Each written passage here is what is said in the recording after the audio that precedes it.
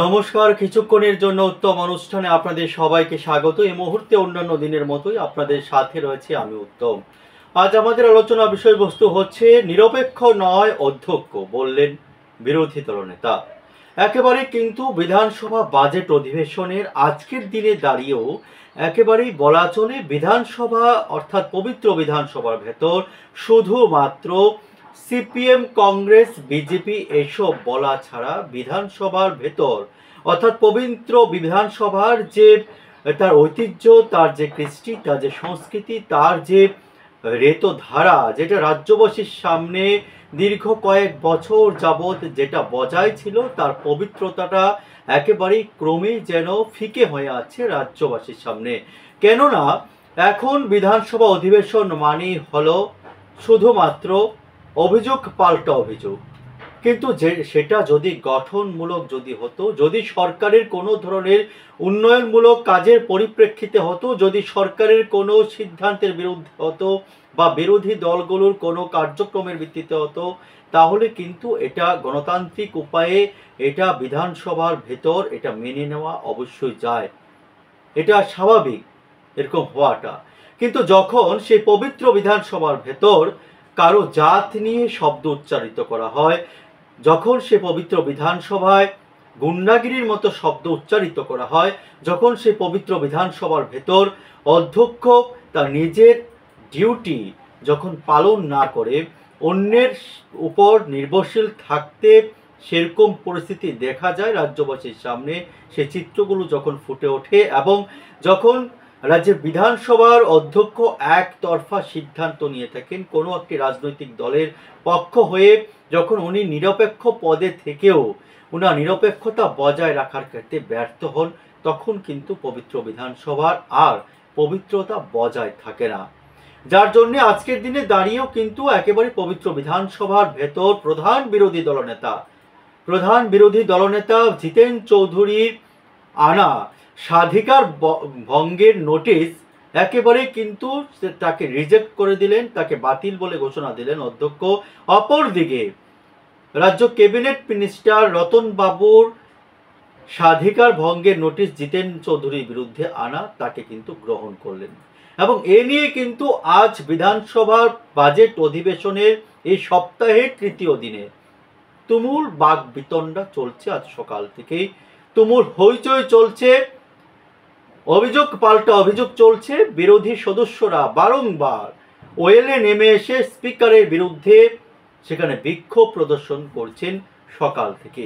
এবং একটা সময় আমরা দেখলাম বিরোধী দলের সদস্যরা এক নাগারে সমস্ত সদস্যরা আজকের দিনের অধিবেশন বয়কট বলে ঘোষণা দিলেন এবং রাজধানী আগরতলার সার্কিট হাউস সংলগ্ন এলাকায় সংবিধানের অন্যতম নেতা, সংবিধানের পক্ষের অন্যতম নেতা এবং সংবিধান প্রণেতা ডক্টর বি.আর. আম্বেদকরের প্রতি শ্রদ্ধা জানিয়ে স্বাধীনতা সংগ্রামী মহাত্মা গান্ধীজির পাদদেশে বসে বিক্ষোভ প্রদর্শন করছেন রাজ্যের প্রধান বিরোধী দল সিপিআইএমের সমস্ত বিধায়কগণ, বিরোধী দলনেতা জিতেন চৌধুরীর নেতৃত্বে।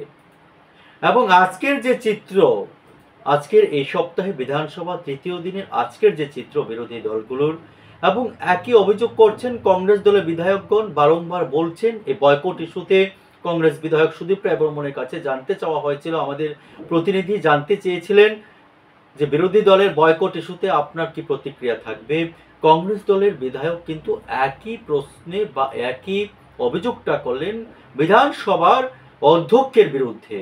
এবং উনি বললেন অধ্যক্ষ যদি নিরপেক্ষতা বজায় না রাখে, উনি যদি রাজনৈতিক মুক্ত না হন, উনি যদি চেয়ারটাতে বসে চেয়ারের মর্যাদা না দেন, তাহলে এই পবিত্র বিধানসভা চলতে পারে না। এবং সরকারের লজ্জা যে একটি বাজেট অধিবেশনে বাজেট বিরোধী দল ছাড়া সেখানে পাশ হয়ে যাবে, এটা সরকারের লজ্জা।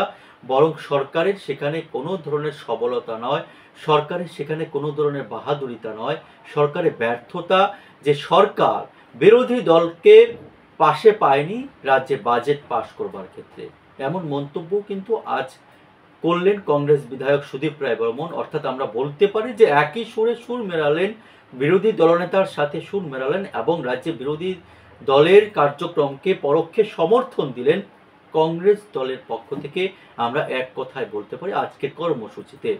এবং বারংবার যে অভিযোগটা করা হচ্ছিল রাজ্যের মুখ্যমন্ত্রী এ বিষয়ে কেন নীরব, গতকালও দেখছেন আপনারা একেবারে কংগ্রেস বিধায়ক সুদীপ রায় বর্মনের সেখানে কমিশনের বাণিজ্য নিয়ে, সারা রাজ্য জুড়ে কমিশন বাণিজ্য নিয়ে যে গানের সুরে প্রতিবাদ জানানো, এবং আজও কিন্তু বর্তমান বিরোধী দল সিপিআইএম এর নেতা জিতেন চৌধুরী বারংবার যখন অভিযোগ করছিলেন রাজ্যের মুখ্যমন্ত্রী কেন নীরব এবং বিধানসভার অধ্যক্ষের কেন সেখানে নিরপেক্ষতা বজায় নেই, কেন বিধানসভার অধ্যক্ষ চেয়ারের মর্যাদাটা ভুলে গেছেন, কেন পক্ষপাতিত্ব করছেন, এসব বিষয় নিয়ে কিন্তু রাজ্যের মুখ্যমন্ত্রী একেবারেই আজও এই সপ্তাহের তৃতীয় দিনও কিন্তু নীরবেই ছিলেন। এই বিষয়গুলোকে কেন্দ্র করেই কিন্তু পক্ষপাতিত্বের অভিযোগ উঠল বিধানসভার স্পিকারের বিরুদ্ধে। এবং গোটা দিন ব্যাপী যে বিধানসভা অধিবেশনের দিকে রাজ্যবাসী তাকিয়ে থাকে, যে রাজ্য সরকারের বিভিন্ন গুরুত্বপূর্ণ সিদ্ধান্তগুলো এবং আগামী যে আগামী একটি বছর কিভাবে রাজ্যের উন্নয়নের বিভিন্ন খাতে সেখানে বিভিন্ন অর্থ সেখানে খরচ করা হবে, পরিকল্পনা করা হবে, নতুন প্রস্তাব গ্রহণ করা হবে, এসব বিষয়ে আলোচনা না করে শুধুমাত্র রাজ্য সরকারের বিধায়কগণের বা রাজ্য সরকারের ক্যাবিনেট মন্ত্রীদের বর্তমানে যে চিত্র দেখা যাচ্ছে শুধুমাত্র সিপিআইএম অ্যালার্জি এবং কংগ্রেস অ্যালার্জি নিয়েই কিন্তু পবিত্র বিধানসভার ভিতর এটাই শুধু আলোচ্য বিষয় হয়ে যাচ্ছে, এটাই মুখ্য বিষয় হয়ে যাচ্ছে। রাজনৈতিক আলাপচারিতা সেখানে প্রাধান্য পাচ্ছে এবং সরকারের বিভিন্ন উন্নয়নমূলক সিদ্ধান্তগুলো বা প্রস্তাবগুলো আগামী একটি বছর রাজ্যের উন্নয়নের বিভিন্ন সে পরিকল্পনাগুলো একেবারেই ক্রমশ যেন ফিকে হয়ে যাচ্ছে। তাই বলতে হচ্ছে, এবং সবটা জিনিস যেন রাজ্য বিধানসভার অধ্যক্ষ বসে বসে নাটক দেখছেন, তাই বলতে হচ্ছে একেবারে নিরপেক্ষতা ক্রমশ ফিকে হয়ে যাচ্ছে অধ্যক্ষে, বা নিরপেক্ষতা বজায় রাখুক অধ্যক্ষ, বললেন জিতেন চৌধুরী। আজকের মতো কিছুক্ষণের জন্য উত্তম অনুষ্ঠান আমি এখানে শেষ করছি। পরবর্তী সংবাদের আপডেট পেতে অবশ্যই চোখ রাখুন প্রীতিবার্তা টিভির পর্দায়। নমস্কার। আপনাদের বিশ্বাস আমাদের ক্ষমতা, আপনাদের বিশ্বাস আমাদের প্রেরণা, আপনাদের বিশ্বাসে আমরা আরও দায়িত্বশীল। নন্দা অপটিক্স নিয়ে এলো অত্যাধুনিক চক্ষু পরীক্ষক যন্ত্র বিনামূল্যে। তাছাড়াও এখানে থাকছে প্রতিদিন সন্ধ্যা 5:30 থেকে রাত্রি 8টা পর্যন্ত বিশিষ্ট আই স্পেশালিস্ট। এখানে পেয়ে যাবেন বিভিন্ন নামি দামি ব্র্যান্ডের চশমা, সানগ্লাসেস এবং লেন্সেস।